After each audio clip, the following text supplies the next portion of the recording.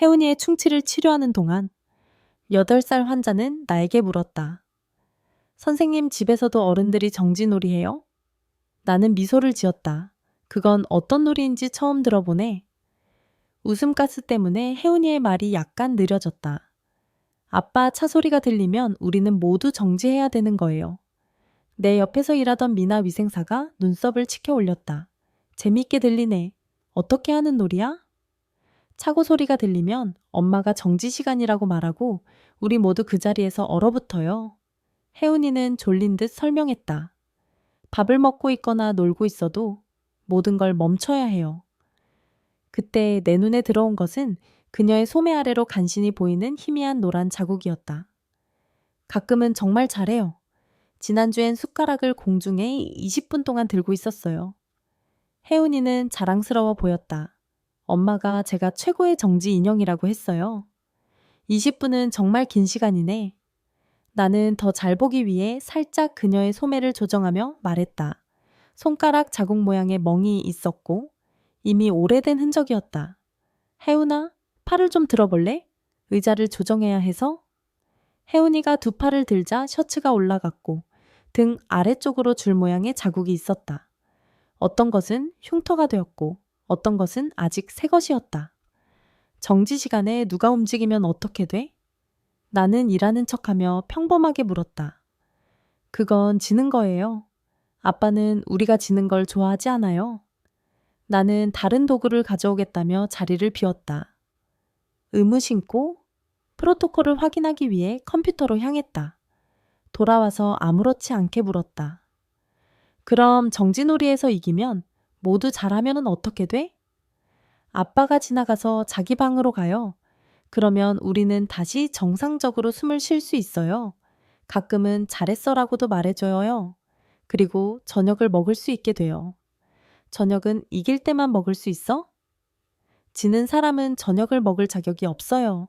하지만 엄마가 나중에 몰래 과자를 줘요. 나는 혜은이의 차트를 확인하는 척하며 비밀리에 펜라이트로 멍 패턴을 측정했다. 3.2 cm 간격의 손자국, 성인 남성 손 크기와 일치했다. 혜은아, 너희 가족은 또 어떤 놀이를 해? 미나 위생색의 아버지를 조용히 확인해보라고 손짓하며 물었다. 듣기 놀이도 해요. 아빠가 질문하면 우리는 정확히 대답해야 해요. 어떤 질문을 하시니? 예를 들면 이 집에서 가장 중요한 사람은 누구니? 답은 항상 아빠예요. 치과용 라이트로 다시 혜은이의 입을 비추자. 내부 볼에 약간의 흉터가 보였다. 스트레스 때문에 물어생긴 흔적 같았다. 누가 답을 틀리면 어떻게 돼? 가끔은 아침이나 점심을 못 먹어요. 배가 너무 아프지만 울면 더 나빠져요. 제일 싫은 건 조용한 방이에요. 도구를 내려놓았다. 엑스레이를 준비하는 동안 그 조용한 방에 대해 말해줄래? 혜은이의 어깨를 만지자 움찔하는 것을 보고 납 에이프런을 위치시켰다. 계단 아래 벽장이에요. 불도 없어요. 충분히 미안해질 때까지 거기 있어요. 얼마나 오래 버텼는지 세요. 제 기록은 만초예요. 혜은이의 목소리에 담긴 흥분이 내 마음을 아프게 했다. 만초면 2시간 30분이 넘네. 정말 많이 샜구나. 미나가 돌아와 입모양으로 말했다. 아버지가 얼마나 더 걸릴 거냐고 물어보셨어요. 지난주에 엄마도 거기 들어갔어요. 혜은이는 계속했다. 엄마는 더 크니까 작게 접어야 했어요. 아빠는 누가 돈 버는지 잊었대요. 가끔 엄마가 울고 있는 소리가 들려도 도울 수 없어요. 그러면 저도 들어가게 돼요. 그 규칙은 어렵게 배웠어요. 엑스레이를 찍고 혜은이에게 스티커를 주며 말했다. 이거 현상해야 해. 미나 선생님이 같이 있을 거야. 복도에서 내 휴대폰으로 아동보호 전문기관에 전화했다. 현재 진행 중인 학대 사례입니다. 아이에게 신체적 흔적이 있어요. 놀이로 위장된 체계적인 고문을 설명했습니다. 아버지가 대기실에 있습니다. 돌아와서 차트를 검토하는 척했다. 하혜훈아, 다른 사람들도 이 놀이하는 걸 본 적 있어? 아니요. 바보 같은 소리 하지 마요. 그건 가족 비밀이에요. 아빠는 다른 사람들은 우리의 특별한 규칙을 이해하지 못할 거래요. 목을 부드럽게 검사하며 머리카락 아래 숨겨진 더 많은 오래된 멍을 발견했다. 선생님이 정진오리에 대해 알아? 아니요. 우리는 비밀 유지에 정말 능숙해요. 동생 준호도 잘하고 있어요. 3주 동안 조용한 방에서 울지 않았어요. 겨우 6살인데? 이웃이 한 번 소리 때문에 경찰을 불렀어요. 이제 준호는 그냥 벽에 머리를 부딪히지만 아무도 들을 수 없게 아주 부드럽게 해요. 발소리가 들렸다. 혜은이의 아버지가 문간에 나타났다. 얼마나 더 걸립니까? 거의 다 끝났어요. 내 몸으로 혜은이를 가리며 침착하게 말했다. 아마 10분 정도 더요. 그는 투덜거리며 나갔다. 혜은이에게 돌아보니 그녀는 이제 완전히 경직되어 있었고 눈빛이 멍했다. 아빠가 들어왔을 때 거의 움직였어요. 거의 졌어요. 빠르게 마무리하는 동안 2명의 경찰관이 뒷문으로 도착했다. 미나가 내가 기록하는 동안 그들을 불렀다. 혜은아, 오늘 정말 잘했어. 턱바디를 제거하며 말했다. 최고의 환자야. 정지 인형보다 훨씬 좋아. 훨씬 더. 복도로 나가 경찰관들과 아동보호 전문기관 상담원을 만났다. 모든 것을 이야기했다. 멍, 입안 흉터, 놀이들, 그리고 동생에 대해 문창을 통해 발을 흔들며 마침내 긴장이 풀린 혜은이를 지켜보았다. 그녀는 아직 알지 못했지만 곧 다시는 정지놀이를 하지 않아도 될 것이다. 정유진 상담원이 나를 밀치고 치료실로 들어갔고 혜은이의 의자 옆에 무릎을 꿇었다. 그녀의 배지가 벨트에 클립으로 고정되어 형광등 불빛에 반짝였다. 혜은이의 눈은 배지에서 유진의 얼굴로 그리고 다시 내게로 향했다. 다리는 여전히 흔들리고 있었지만 이제 더 느리게. 유진이 미소 지으며 혜은이에게 자신이 아이들과 가족들을 위해 일한다고 말했고 사무실에 장난감과 미술용품이 있는 정말 멋진 놀이방이 있다고 했다. 혜은이는 크레용이 있는지 물었는데 보라색이 제일 좋다고 했다. 갑자기 미나의 손가락이 내 팔을 파고들었다. 그녀는 혜은이의 아버지가 대기실에서 일어나 접수대 근처를 왔다 갔다 하고 있다고 속삭였다. 문이 작은 창문을 통해 그가 몇 초마다 시계를 확인하며 턱을 꽉 물고 있는 것이 보였다. 강 형사가 우리의 몸짓을 눈치챘는지 뒷문 근처에서 자연스럽게 치료구역과 로비 사이로 이동했고 그의 손은 무정이 근처에 허리에 올려져 있었다. 유진이 혜은이에게 아이들이 걱정할 필요가 없는 지루한 서류 작업에 대해 어른들이 이야기하는 동안 놀이방을 보러 갈래냐고 물었다. 혜은이는 진정제 때문에 여전히 졸린 채로 고개를 끄덕이며 치과 의자에서 미끄러져 내려오기 시작했다. 균형을 잡기 위해 그녀가 내 수술복 바지를 잡았을 때 나는 떨리는 손으로 그녀를 안정시키기 위해 손을 내밀었다. 미나는 유진이 일어나서 손을 내미는 동안 혜은이에게 배낭을 건넸다. 혜은이는 주저없이 그녀의 손을 잡았다. 아마도 유진이 좋은 선생님들이 가진 같은 차분한 에너지를 가지고 있었기 때문일 것이다.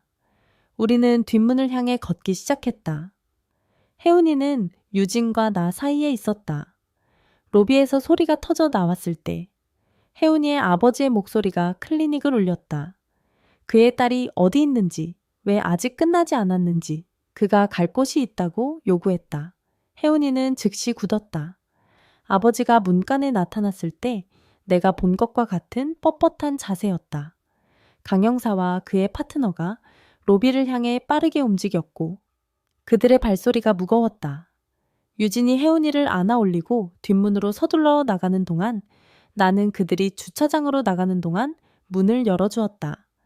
혜은이의 팔은 유진의 목을 꽉 감싸고 있었다. 클리닉의 뒷창을 통해 나는 두 경찰관이 혜은이의 아버지를 진정시키려고 하는 것을 보았다. 하지만 그는 그들에게 밀고 있었고 그의 얼굴은 분노로 붉어지고 일그러졌다. 그의 파트너는 진정시키는 제스처로 손을 들고 있었고 강 형사는 확고하게 서서 복도를 막고 있었다. 소음에 혜은이가 고개를 돌리며 아빠가 왜 그렇게 화가 났냐고 물었다. 유진은 혜은이를 허리로 옮기며 가끔 어른들도 아이들처럼 너무 화가 나면 타임아웃이 필요하다고 말했다. 혜은이는 그것이 완전히 이해가 된다는 듯이 고개를 끄덕였다. 이것이 내 속을 뒤집어 놓았다. 왜냐하면 그녀의 세계에서는 아마도 그것이 이해가 되기 때문이다.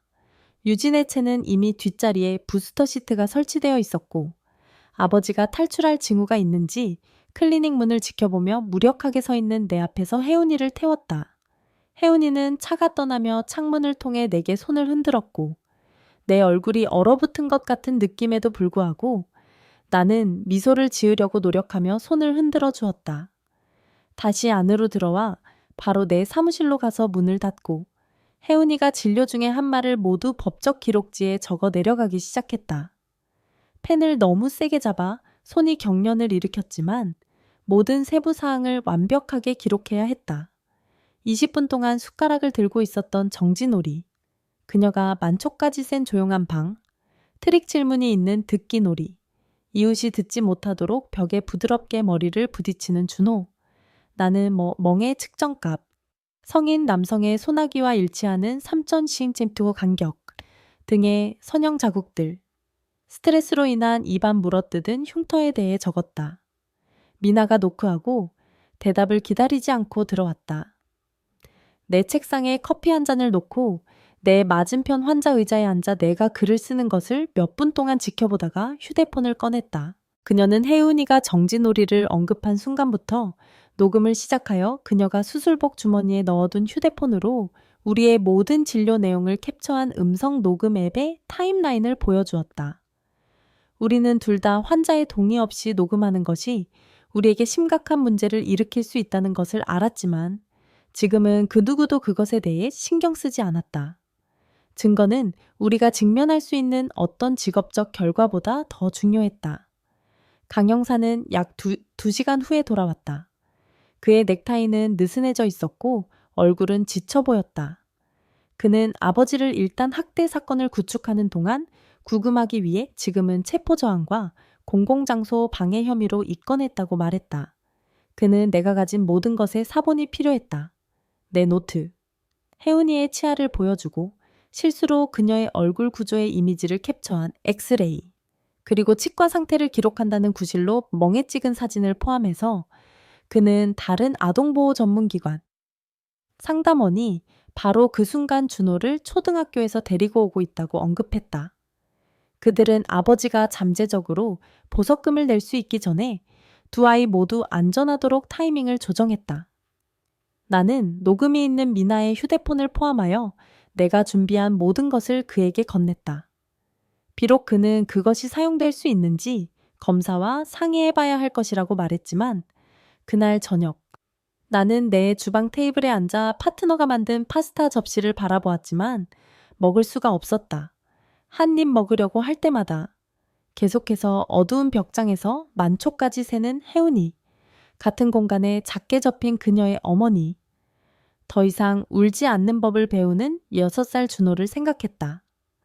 내 파트너는 20분 후 화장실 바닥에 앉아 소리를 죽이기 위해 얼굴에 수건을 누르고 흐느끼고 있는 나를 발견했다. 그들은 아무 말도 하지 않고 그저 내 옆에 앉아 나를 그들의 가슴에 당겨 안으며 내가 고문을 그저 가족이 하는 놀이라고 생각하는 아이들에 대해 울 때 내 등을 문질러 주었다. 그날 밤 나는 잠을 이룰 수 없었다. 우리 집을 지나가는 모든 차에 놀라며 각각이 나를 찾아오는 혜은이의 아버지라고 확신했다. 체포 기록은 공개되어 있었고 그날 아동보호 전문기관에 신고한 치과 클리닉이 어디인지 알아내는 것은 많은 노력이 필요하지 않았다. 새벽 3시경 나는 잠을 포기하고 노트북을 열어 아동보호 전문기관 사례에서 다음에 무슨 일이 일어나는지 조사하기 시작했다. 응급 양육권 심리와 위탁 배치 프로토콜, 형사 기소 타임라인에 대해 눈이 화면을 응시하는 데 지쳐 빨개질 때까지 읽었다. 카타리나가 내 화면에 이름을 띄우며 전화가 울렸을 때 해가 뜨기 시작하고 있었다. 그녀는 내가 문을 열기 전에 클리닉에 일찍 와서 보안에 대해 이야기하고 싶어 했다. 나는 자동 조종으로 그곳으로 운전해 갔고 잠을 자지 않아 눈이 무거웠다. 주차장은 그녀의 차만 빼고 비어 있었다. 그녀는 사무실에서 커피를 기다리고 있었고 앉기 전에 내 손에 한 잔을 밀어 넣었다. 그녀는 이미 보안 회사에 전화했고 그들은 오늘부터 로비를 지켜볼 사람을 보내고 있었다. 그녀는 그녀가 모든 치료실에 주문한 새로운 비상 버튼들을 보여주었다. 우리는 대피 경로를 살펴보았고 그녀는 내게 오직 선임 직원들만 가질 수 있는 뒷문용 키카드를 주었다. 우리가 이야기하는 동안 경비원이 도착했다. 아르준이라는 전직 경찰이었던 큰 남자였다. 카타리나가 그를 클리닉 구조를 안내하는 동안 나는 우리의 첫 환자들에게 정상적으로 행동하려고 노력했다. 정보 무렵. 강 형사가 내 휴대폰으로 전화했다. 그는 그날 오후 2시에 내 공식 진술을 위해 내가 경찰서에 오기를 원했다. 그는 그들이 가족의 집을 수색했고 몇 가지를 발견했다고 언급했지만 아직 무엇인지는 말해줄 수 없었다. 나는 미나에게 가족 응급 상황이 있다고 말하고 일찍 나갔다. 경찰서는 오래된 커피와 바닥 세정제 냄새가 났다. 강 형사가 로비에서 나를 만나 구석에 카메라가 설치된 작은 방으로 안내했다. 3시간 동안 나는 혜은이가 말한 모든 것, 내가 본 모든 멍, 내가 기억할 수 있는 모든 세부 사항을 살펴보았다. 그는 내 이야기가 일관되게 유지되는지 확인하기 위해 같은 질문을 다른 방식으로 물었다. 그런 다음 그는 폴더를 열고 집에서 찍은 사진들을 보여주었다. 계단 아래 벽장은 아주 작았다. 아마도 3피트 X에 4피트. 문 안쪽에는 긁힌 자국이 있었다. 아이의 손톱 자국이었다. 한 사진은 혜은이가 언급한 부엌 타이머를 보여주었고 여전히 조리대에 놓여 있었다. 다른 사진은 작은 손이 놓여있던 거실, 벽에 스트레스 자세 자국을 보여주었다. 나는 고개를 돌려야 했다. 그는 내가 혜은이의 몸에서 멍을 본 위치를 도표로 그려줄 것을 요청했다. 내가 기록한 각 부상을 표시하며 그녀의 등을 스케치하는 동안 내 손이 떨렸다. 마침내 내가 경찰서를 떠났을 때 해가 지고 있었다. 운전할 만큼 안정될 때까지 나는 내 차에 10분 동안 앉아 있었다. 내가 내 집 진입로로 들어섰을 때 전화가 울렸다. 정유진이었다. 두 아이 모두 응급 위탁 가정에서 안전했고 경험이 많은 가족과 함께 배치되었다. 그들은 그날 법의학적 인터뷰를 받았다. 준호는 혜은이가 말한 모든 것을 확인했고 더 나쁜 것들을 이야기했다. 그가 시간 동안 한 발로 서 있어야 했던 것들.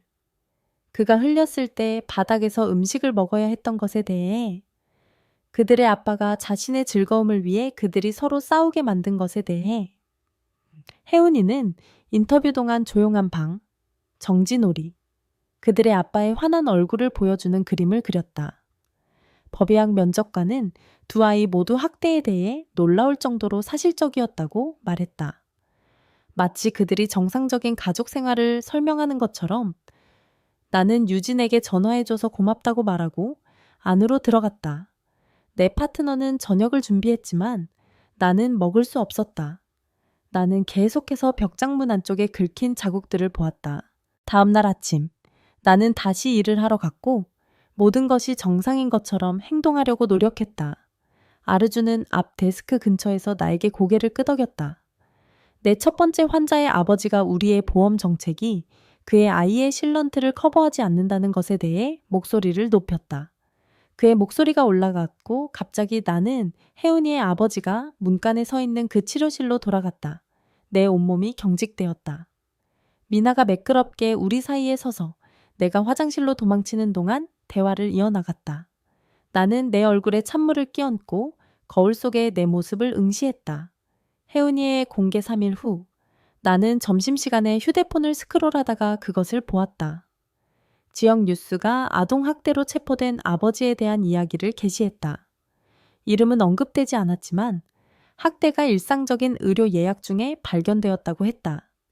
댓글 섹션은 이미 어느 클리닉, 어느 의사인지 추측하는 사람들로 가득 차고 있었다. 그날 오후 우리는 4번의 취소가 있었다. 몇 년 동안 우리에게 오던 환자들이 갑자기 일정 충돌이 있었다. 나는 그들이 그것이 여기서 시작되었다는 것을 알아냈는지 아니면 그저 이야기와 관련되는 것을 원하지 않는지 궁금했다. 내가 클리닉에서 그 여파를 처리하는 동안 소연은 그녀의 빈집에 혼자 앉아 있었다. 아이들 없이 침묵은 이상하게 느껴졌다. 그녀는 오랫동안 그들의 삶을 통제했던 부엌 타이머를 응시했다. 그녀의 일부는 그것을 벽에 던져 산산조각 나는 것을 보고 싶었지만 그녀는 움직일 수 없었다. 그가 돌아올지도 모른다. 그가 그것이 사라진 것을 알아챌지도 모른다. 그가 감옥에 있는 상태에서도 그녀는 그의 규칙을 깰 수 없었다. 그녀는 떨리는 손으로 그것을 집어들어 정확히 그것이 있어야 할 곳에 다시 놓았다. 일주일 후 나는 사건에 배정된 검사를 만났다. 강미정은 내가 예상했던 것보다 젊었지만 그녀의 악수는 확고했고 그녀의 눈은 날카로웠다. 그녀는 만약 사건이 재판으로 갈 경우 어떤 일이 일어날지 나를 안내했다. 변호사는 나를 나쁘게 보이도록 노력할 것이다. 그는 내 훈련, 내 경험에 의문을 제기하고 내가 혜은이가 말한 것을 오해했다고 제안할 것이다. 그녀는 내게 그것은 정확하지 않습니다. 라고 말하는 연습을 시키고 내가 관찰한 것을 정확히 문서화했다고 반복해서 말하게 했다. 우리는 잠재적인 질문들을 통과하는데 2시간을 보냈다. 그동안 소연은 마침내 경찰이 그녀에게 준 번호로 전화할 용기를 찾았다. 전화를 받은 여자는 친절했고 소연이 도움이 필요하다고 간신히 속삭일 때 밀어붙이지 않았다. 그들은 이용 가능한 침대가 있었다. 소연은 준비가 되면 언제든지 올 수 있었다. 그녀는 전화를 끊고 다시 전화해서 예라고 말하기 전에 또 다른 시간 동안 전화를 응시했다. 다음 날, 강 형사는 나를 다시 경찰서로 불렀다. 이번에는 아이들의 신체 검사에서 의료 기록을 가지고 있었다. 그는 그것들을 범죄 현장의 증거처럼 테이블 전체에 펼쳐놓았다. 준호의 늑골에 치유된 골절을 보여주는 엑스레이, 혜은이의 다리에 담배 자국처럼 보이는 오래된 화상 흉터 사진, 수년에 걸친 부상들의 지도, 일부는 치유 중이었다. 일부는 새 것이었다. 모든 것들은 에스컬레이팅 되는 폭력의 이야기를 말했다. 나는 토할 시간에 맞춰 화장실에 겨우 도착했다. 강 형사는 밖에서 기다렸고 내가 나왔을 때 나에게 물병을 건넸다. 그는 이것을 전해본 적이 있었지만 결코 쉬워지지 않았다. 2일 후 소연은 응급양육권 심리를 위해 법원 복도에 앉아 기다렸다. 그리고 집행관이 그를 수갑을 차고 데려왔을 때 그녀는 마치 다시 정지놀이를 하는 것처럼 얼어붙었다. 그녀의 온몸이 경직되었고 그녀의 법률 구조 변호사는 그녀를 안정시키기 위해 그녀의 어깨에 손을 올렸다. 수갑은 그가 지나갈 때 금속 소리를 냈고 소연은 혜운이가 벽장에서 초를 세는 방식으로 타일을 세며 바닥을 응시했다.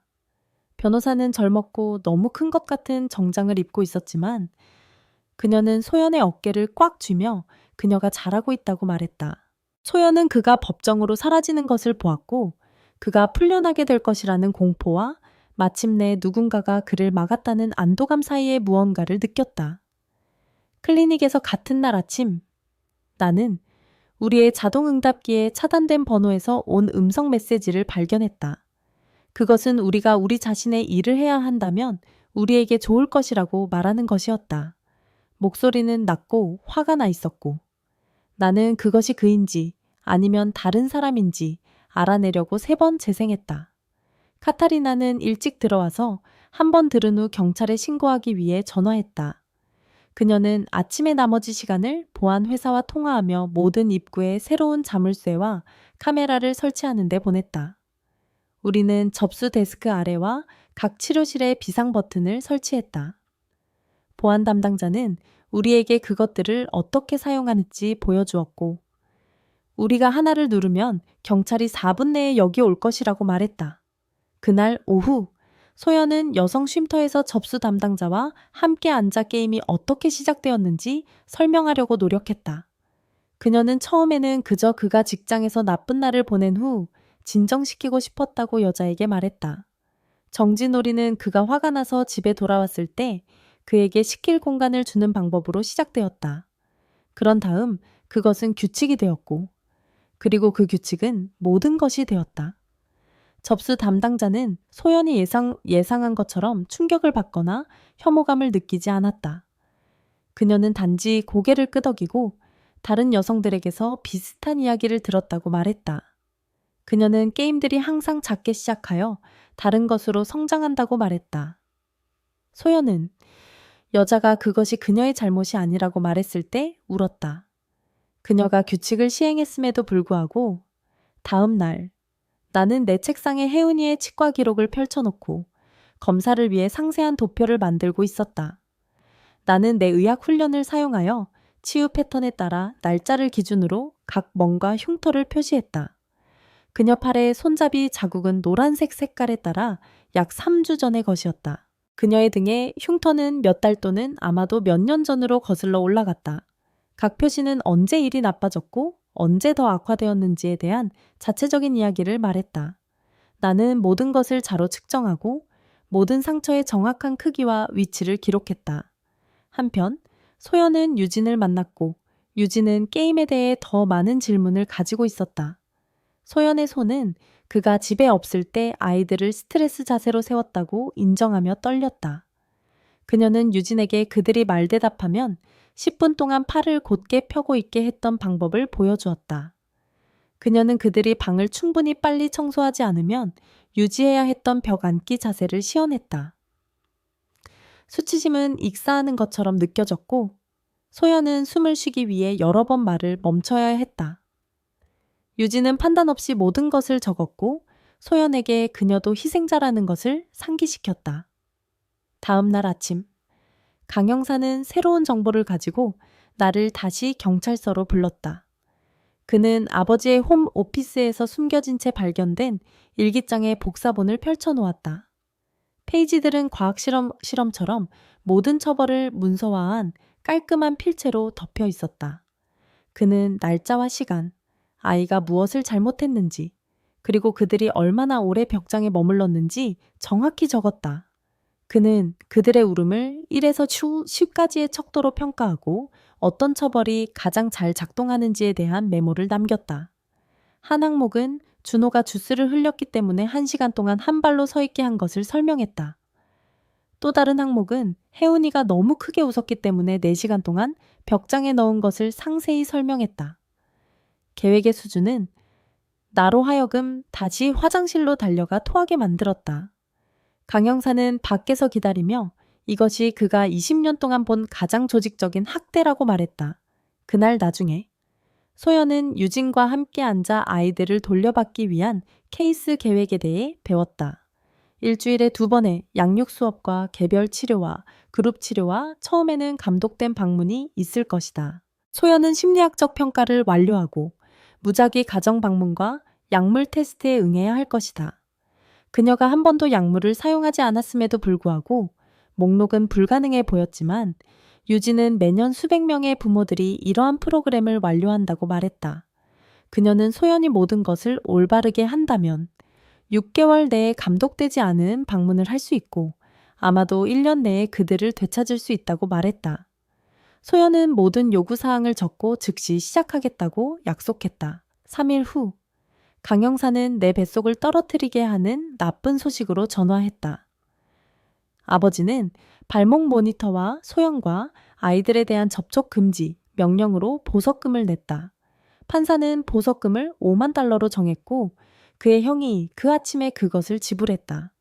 그는 가족으로부터 500휘트 떨어져 있어야 했고 매주 보호 관찰관에게 체크인해야 했다. 나는 집으로 운전하는 도중 계속해서 백미러를 확인하기 시작했고 매일 다른 경로를 택했다. 나는 클리닉에서 다른 장소에 주차했고 어두워진 후에는 미나가 나를 차까지 걸어다니게 했다. 그날 밤 소연은 쉼터에서 설거지를 하고 있을 때 차단된 번호로 전화가 왔다. 그녀는 전화를 받았고 선이 끊기기 전에 30초 동안 전화 너머로 숨소리를 들었다. 그는 아무 말도 하지 않았지만 그녀는 그것이 그라는 것을 알았다. 그녀는 통화 기록을 저장하고 쉼터가 그녀에게 위반 사항을 문서화하기 위해 준 노트북에 정확한 시간을 적었다. 숨소리는 화가 난 것처럼 들렸고 그녀는 그가 다시 전화할 것을 알았다. 다음 주 강미정 검사는 그가 합의를 받아들이지 않을 경우를 대비하여 재판 증언을 연습하기 위해 나와 만났다. 그녀는 그의 변호사인 이준호가 법정에서 나를 나쁘게 보이게 하려고 할 것이라고 경고했다. 우리는 그녀가 변호사 역할을 하고 트릭 질문을 하는 연습을 하는데 제가 3시간을 보냈다. 그녀는 나에게 대답하기 전에 멈추고 그가 내 말을 왜곡할 때 그것은 정확하지 않습니다. 라고 말하는 법을 가르쳤다. 그녀는 내게 그것이 자연스럽게 들릴 때까지 그것을 계속 연습하게 했다. 소연은 나중에 나에게 그녀가 같은 날 도서관 컴퓨터에서 손이 떨리며 구직 지원서를 작성하며 보냈다고 말했다. 그녀는 남편을 참고인으로 등록할 수 없었고 8년 동안 직업 이력이 없었다. 그 공백은 모든 지원서에서 의심스러워 보였다. 그녀는 인쇄된 이력서를 들고 식료품점과 패스트푸드점에 걸어 들어갔고 관리자들이 공백인 고용 섹션을 힐끗 보고 고개를 저으며 바라보는 것을 보았다. 타겟의 한 관리자는 실제로 그녀에게 그 모든 하이 동안 무엇을 했냐고 물었다. 소연은 단지 가족을 돌보고 있었다고 말했고 그의 얼굴이 다치는 것을 보았다. 그녀는 첫 주에 23곳에 지원했다.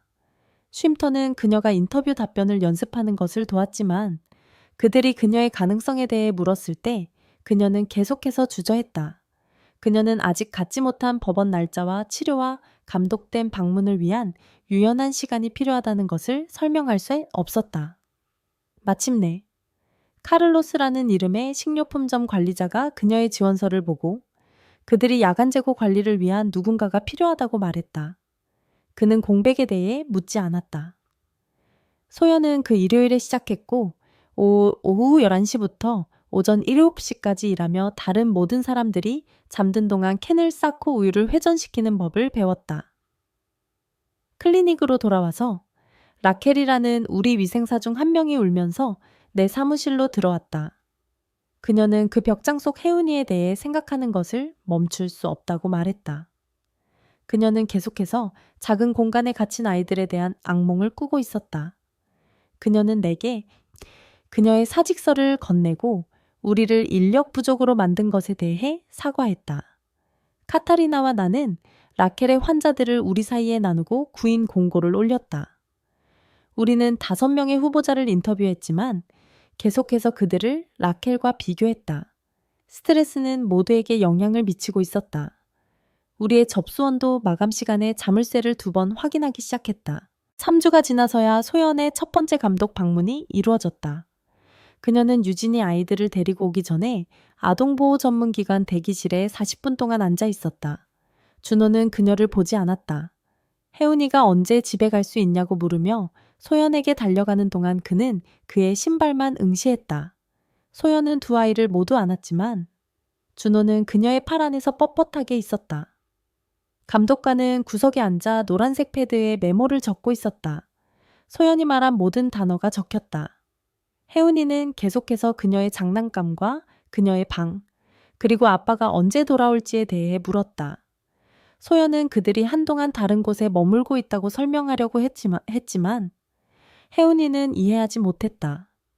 준호는 마침내 이것이 소연의 잘못인지 물었다. 감독관은 더 빠르게 글을 썼다. 소연은 아니라고 말했다. 아빠가 나쁜 선택을 했지만 준호는 돌아섰다. 1시간이 끝났을 때 혜은이는 울었고 준호는 안녕도 말하지 않고 나갔다. 소연은 후에 쉼터로 돌아가기 전에 20분 동안 차에 앉아 흐느꼈다. 같은 주 누군가가 지역 페이스북 그룹에 치과 진료소에서 아동학대로 체포된 아버지에 대해 올렸다.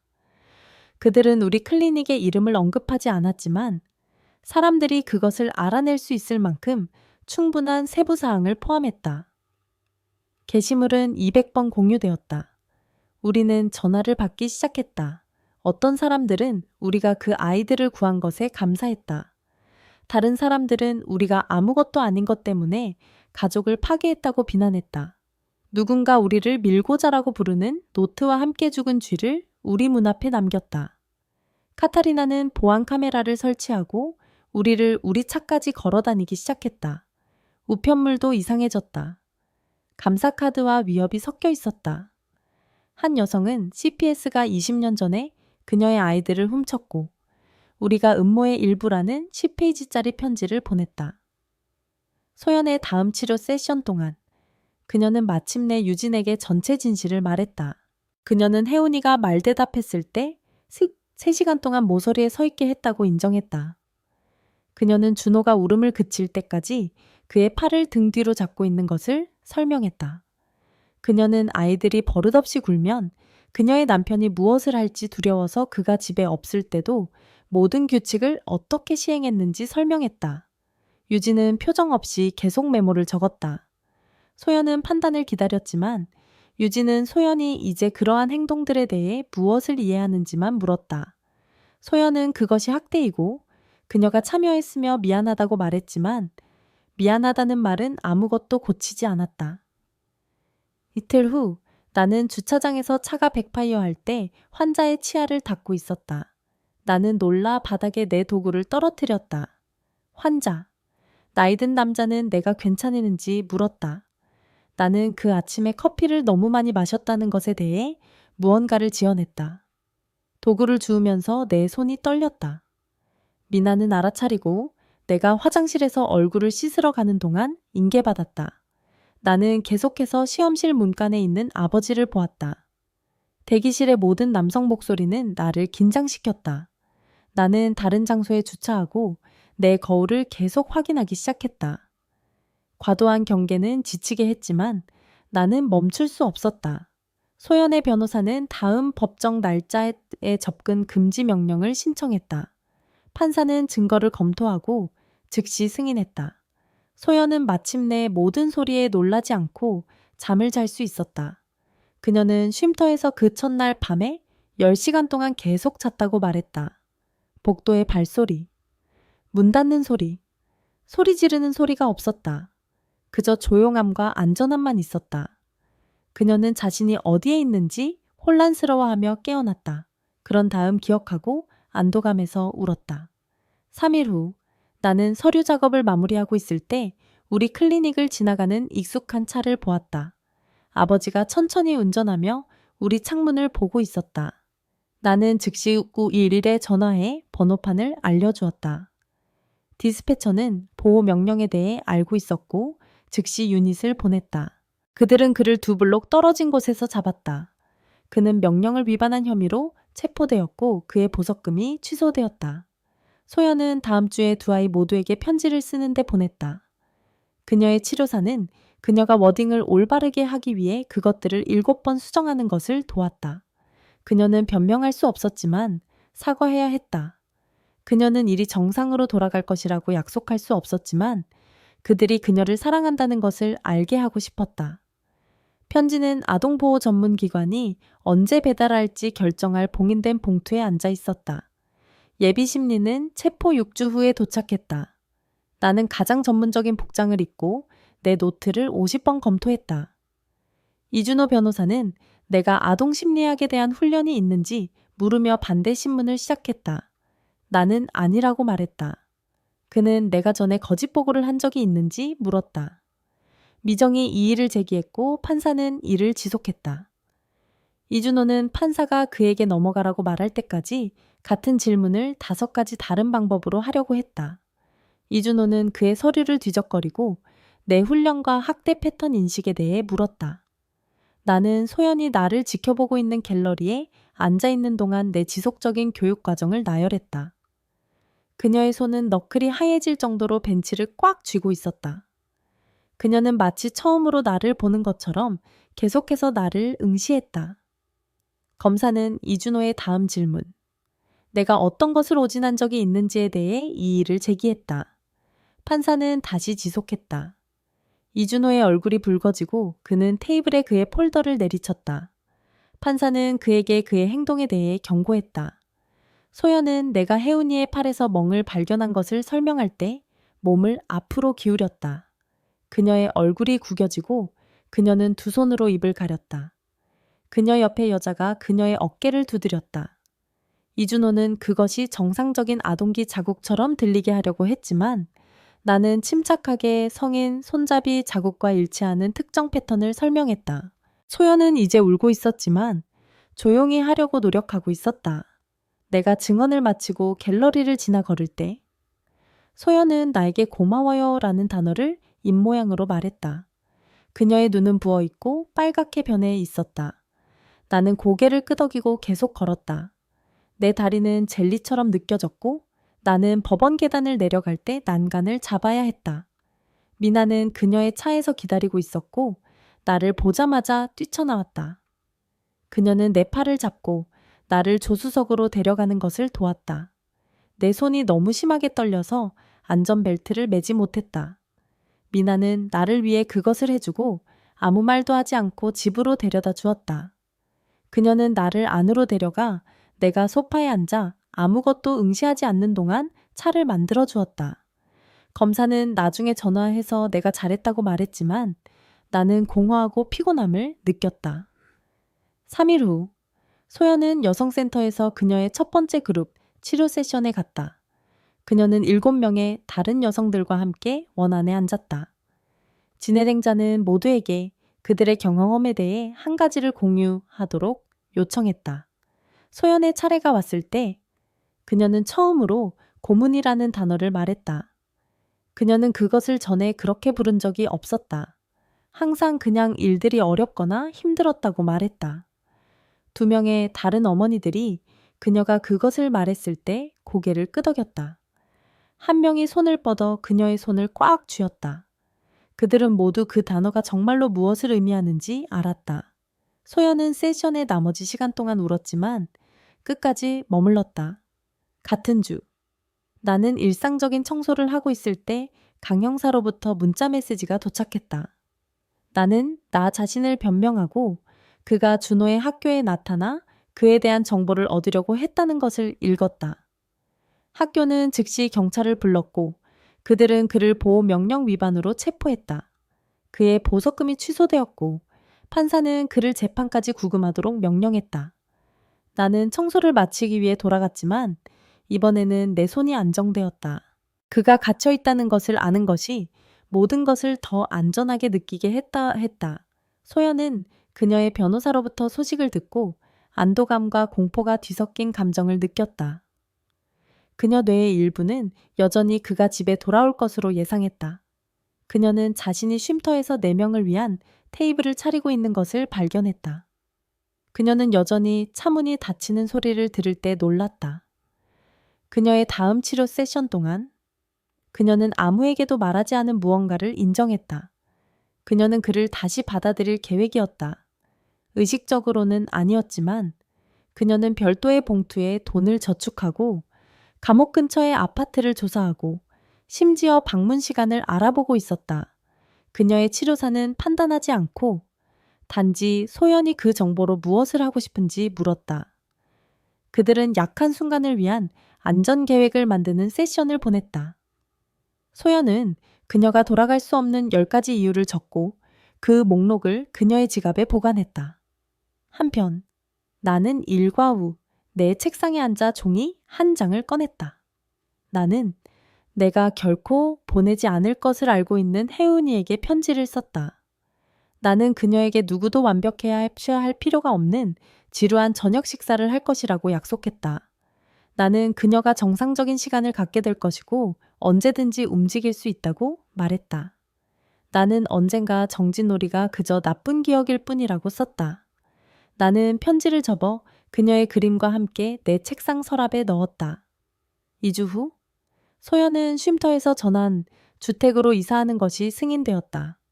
그것은 작은 원룸 아파트였지만 열리는 창문이 있었고 계단 아래 벽장이 없었다. 그녀는 3번이나 그것을 걸어다니며 모든 문과 구석을 확인했다.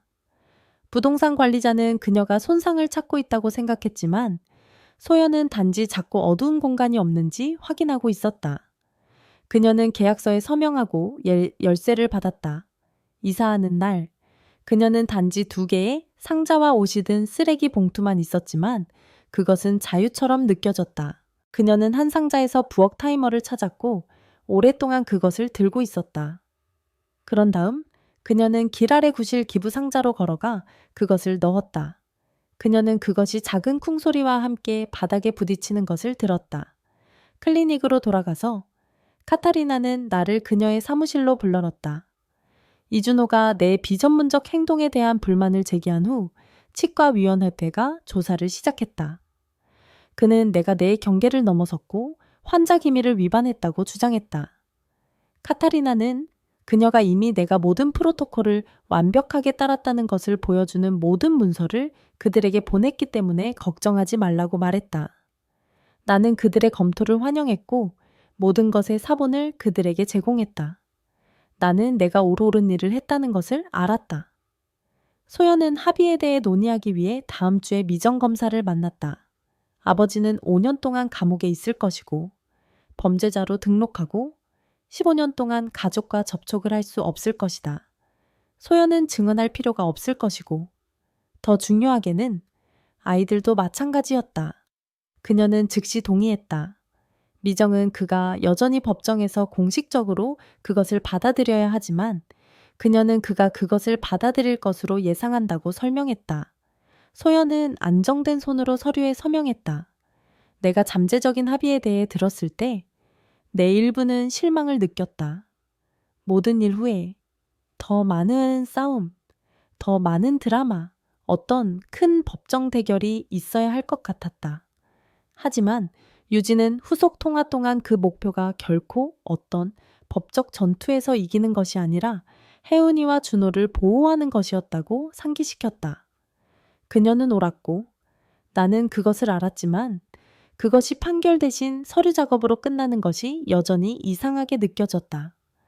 3일 후 소연은 유진을 통해 내게 전화해서 내가 그녀의 아이들을 구해준 것에 감사했다. 그녀의 목소리는 그녀가 판사를 위한 그녀의 피해자 영향 진술을 녹음하려고 했지만 준호가 벽에 머리를 부딪히는 부분에 도달할 때마다 계속해서 무너졌다고 말할 때 갈라졌다. 그녀는 음성 녹음 앱이 열린 상태로 그녀의 전화 앞에 앉아 그들의 아버지가 그들에게서 무엇을 빼앗았는지에 대해 이야기하기 시작할 것이다. 그녀는 아마도 2분 정도 들어갈 수 있었지만 울음이 시작되고 그녀는 그것을 삭제하고 다시 시도해야 했다. 6번째 시도에서 그녀는 의미에 대해 생각하는 대신 한 번에 한 단어에 집중함으로써 완전히 통과했다. 그녀는 판사가 이것이 단지 때리거나 소리치는 것이 아니라 어디서든 안전하게 느낄 수 있는 그녀의 아이들의 능력을 훔친 훨씬 더 나쁜 무언가였다는 것을 이해하기를 원했다. 한편 치과위원회에는 사건에서 어떠한 잘못도 없다는 결정 편지를 보냈다.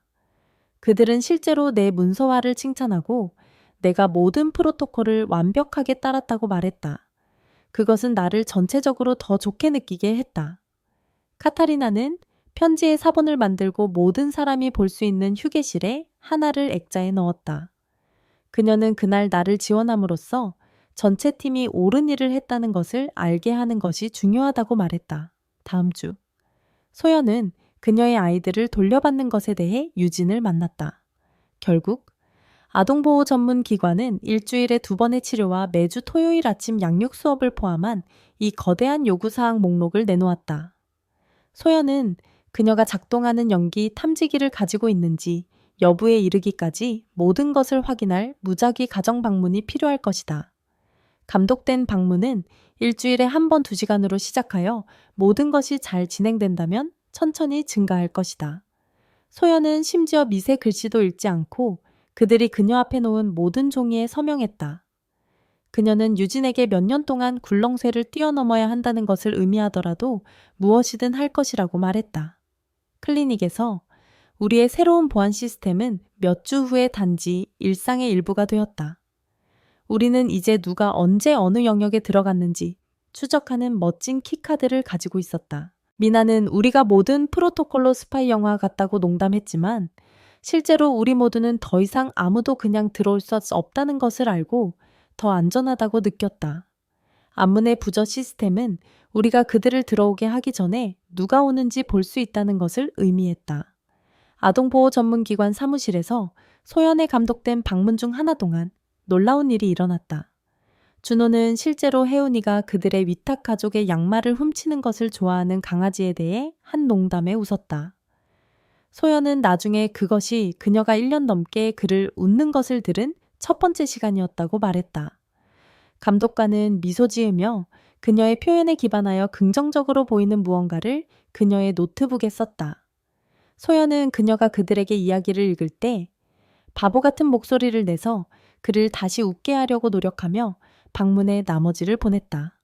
나는 위탁집 근처의 새로운 치과의사에게 보내기 위해 두 아이 모두를 위한 완전한 치과 기록을 모으는데 오후를 보냈다. 나는 그들의 방문에서 모든 애에게 엑스레이와 메모를 포함시켰고, 플러스 일어난 일 때문에 그들이 치과 작업을 두려워할 수 있다는 것을 설명하는 편지를 써보냈다. 나는 그들이 고통을 정말 잘 숨기는 법을 배웠기 때문에 치과 의사가 불편함의 미묘한 징후를 주시해야 한다고 썼다. 나는 또한 검사를 위한 사본도 만들었다. 그녀가 의료 기록이 방치 패턴을 보여주는데 도움이 된다고 말했기 때문에. 합의 심리 2주 전, 소연은 그녀의 진술문을 그녀의 치료사와 함께 반복해서 연습했다. 실제 심리에서 그녀는 연단에 서 있는 동안 그녀의 전 남편은 자신의 손을 바라보며 변호인 테이블에 앉아 있었다. 그녀는 게임이 시작되기 전에 아이들이 어떻게 행복하고 시끄러웠는지에 대해 읽었다. 그녀는 그들이 소리 없이 움직이고 아무것도 떨어뜨리지 않고 먹는 법을 배우는 것을 지켜보는 것에 대해 이야기했다. 판사는 메모를 하면서 모든 단어를 들었다. 그녀가 마쳤을 때 판사는 아버지를 바라보고 그가 합의 계약을 받아들이는지 물었다. 그는 그저 올려다보지 않고 고개를 끄덕였다. 판사는 그에게 5년의 주 교도소형과 석방 후 감독된 보호 관찰을 선고했다. 그는 영구적으로 친권을 잃을 것이고 자신의 아이들을 포함한 어떤 미성년자와도 감독 없이 접촉할 수 없을 것이다. 접근 금지 명령은 15년 동안 지속될 것이다. 이는 혜은이가 23살이고 준호가 21살이 될 때까지 그가 법적으로 그들에게 연락할 수 없다는 것을 의미했다. 미정은 내 증언이 사건에 매우 중요했기 때문에 나를 선고에 참석하도록 초대했다. 나는 법정 맨 뒷줄에 앉아 모든 것이 펼쳐지는 것을 지켜보았다. 정의는 내가 예상했던 것보다 더 작게 느껴졌다. 마치 그것이 실제로 일어난 일을 고칠 수 없는 것처럼. 하지만 그가 한 일이 잘못되었다는 것을 공식적으로 인정하고 결과와 경계가 있는 것이 여전히 필요했다. 소연은 그것이 온다는 것을 알았음에도 불구하고 선고를 들은 후 토하기 위해 법정을 떠나야 했다.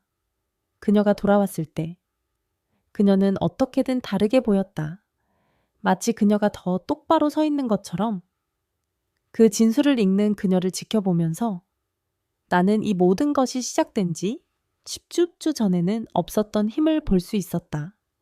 그녀는 정지놀이를 시행하는 사람에서 그녀의 아이들을 보호하기 위해 싸우는 사람으로 변했다. 시스템은 작동했다. 그것이 완벽하거나 빠르거나 피해를 되돌릴 수 있는 것은 아니었지만 소연은 나중에 그녀의 아이들이 그가 그들에게 연락할 수 있기 전에 성인이 될 것이라는 것을 아는 것이 그녀가 마침내 숨을 쉴 수 있게 했다고 말했다. 그녀는 그가 나와서 그들을 쫓거나 다시 돌아오도록 그들을 조작할 것이라고 너무 두려워했다. 이제 그가 그것을 시도한다면 더 많은 감옥 시간의 위협으로 뒷받침되는 법적 문서가 있었다.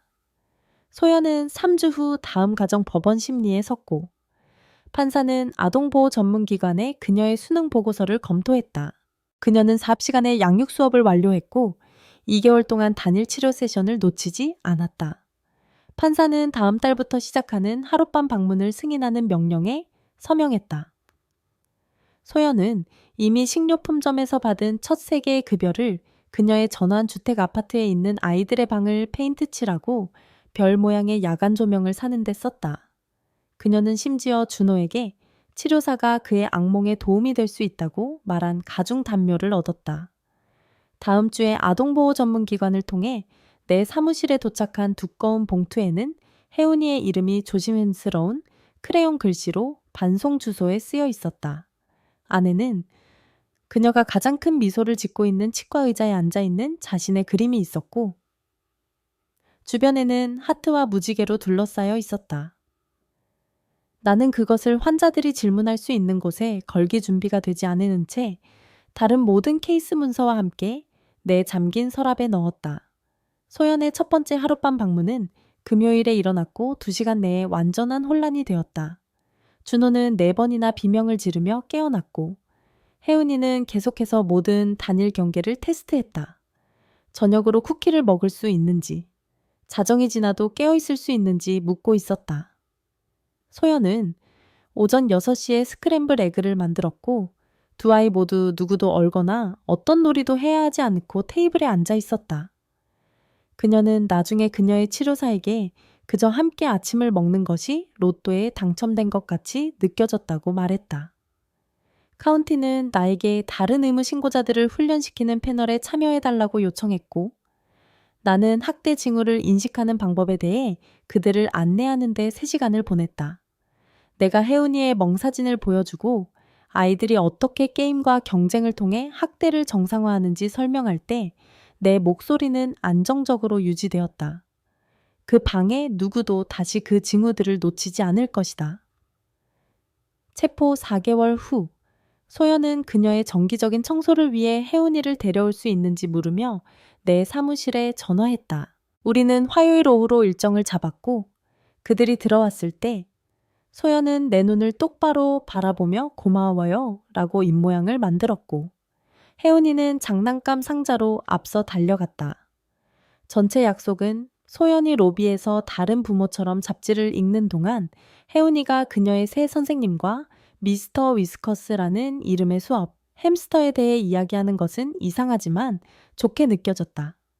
나는 완전히 정상적인 청소와 필링의 목요일을 마친 후 클리닉을 잠그고 일주일 넘게 혜은이의 아버지에 대해 생각하지 않았다는 것을 깨달았다. 내 손은 더 이상 차들이 우리 주차장에 들어올 때 떨리지 않았고 나는 집으로 운전하는 도중 계속해서 내 거울을 확인하는 것을 멈췄다. 치유는 끝나지 않았지만 그것은 일어나고 있었다. 소연은 식료품점 야간 근무에서 저축한 돈을 사용하여 2개의 침실이 있는 아파트를 위한 임대 계약에 서명했다. 아이들은 그녀가 중고품 가게에서 찾은 2층 침대로 방을 공유할 것이지만 그 장소는 자체적인 입구를 가지고 있었고 어떤 계단 아래에도 벽장이 없었다. 그녀는 혜은이의 그림을 모든 벽에 걸었고 준호가 잠을 잘 수 없을 때 그림책을 볼 수 있도록 독서 조명을 사주었다. 첫 번째 약속으로부터 6개월 후 혜은이는 그녀의 일상적인 청소를 위해 내 의자에 앉아 그녀의 새 학교의 과학 박람회에 대해 쉴 새 없이 이야기했다. 그곳에서 그녀는 콩과 다른 종류의 흙을 길렀다. 소연은 로비에 앉아 문을 지켜보는 대신 실제 잡지를 읽고 있었고 그들의 아이를 기다리는 어떤 일반적인 부모처럼 보였다. 혜은이가 어떤 두려움이나 망설임 없이 입을 크게 벌렸을 때 건강한 치아와 잇몸을 보여주고 어디에도 새로운 상처가 없었을 때 나는 우리 모두가 무언가 끔찍한 일을 통과했고 다르게 나왔다는 것을 알았다. 하지만 괜찮았다. 다른 쪽에서